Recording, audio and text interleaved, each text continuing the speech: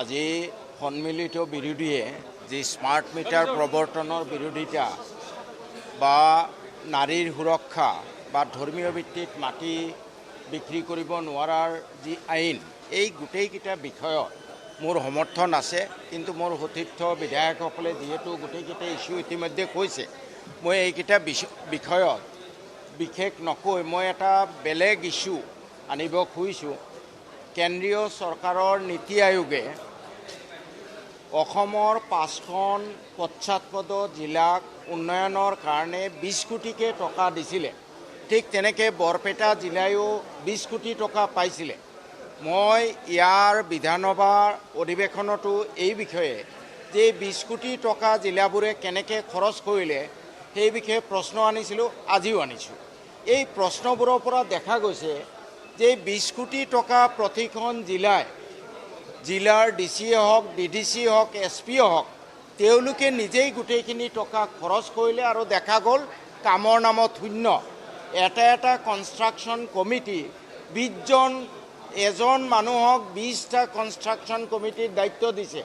মোৰ সমষ্টিৰ অংগনবাদী কনষ্ট্ৰাকশ্যনে হওক, স্মাৰ্ট ক্লাছৰুম হওক, 20টা স্কিমৰ দায়িত্ব দিছে কোনোবা অসীম তালুকদাৰ, ভৱানীপুৰৰ মানুহ এজনক। আৰু এই চৰকাৰৰ পৰা মই প্ৰশ্নৰ যোগেদি তথ্য বিচাৰিছিলোঁ যে কাম আৰম্ভ হোৱাৰ আগৰ ফটো, মাজৰ ফটো আৰু পিছৰ ফটো, কাম কমপ্লিট হোৱাৰ পিছত ফটো দিয়ক। এটা ফটো তেওঁলোকে ভালকৈ দিব পৰা নাই।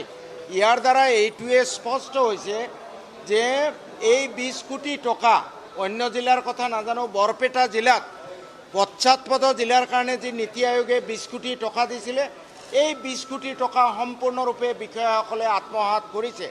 যি মুখ্যমন্ত্ৰী হিমন্ত বিশ্ব শৰ্মাই ঢাক ঢোল বজাই জিৰো টলাৰেঞ্চৰ কথা কয় কৰাপশ্যনৰ ক্ষেত্ৰত, সেই মুখ্যমন্ত্ৰীৰ দিনত আৰু সেই মুখ্যমন্ত্ৰী ট্ৰান্সফৰ্মেশ্যন এণ্ড ডেভেলপমেণ্টৰ বিভাগীয় মন্ত্ৰী থকা অৱস্থাত বৰপেটা জিলাত নীতি আয়োগে দিয়া 20 কোটি টকা কেনেকৈ আত্মসাৎ হ'ল, সেইটো এটা ডাঙৰ প্ৰশ্ন।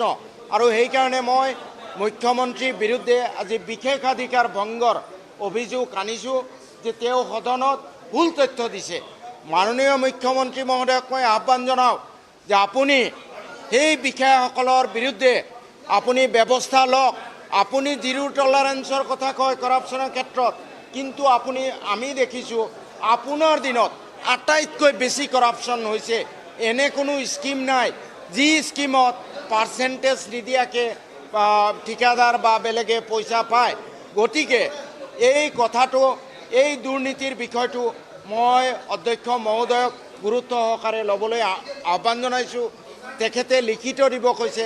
অহাকালি মই লিখিত, ইয়াৰ পিছৰ অধিৱেশনত পিছৰ দিনা মই লিখিত দিম আৰু মুখ্যমন্ত্ৰীৰ বিৰুদ্ধে এই 20 কোটি টকা, বৰপেটা জিলাৰ 20 কোটি টকা আত্মসাতৰ বিষয়টো মই আনি মুখ্যমন্ত্ৰীৰ বিৰুদ্ধে বিশেষাধিকাৰ ভংগৰ প্ৰস্তাৱ আনিম।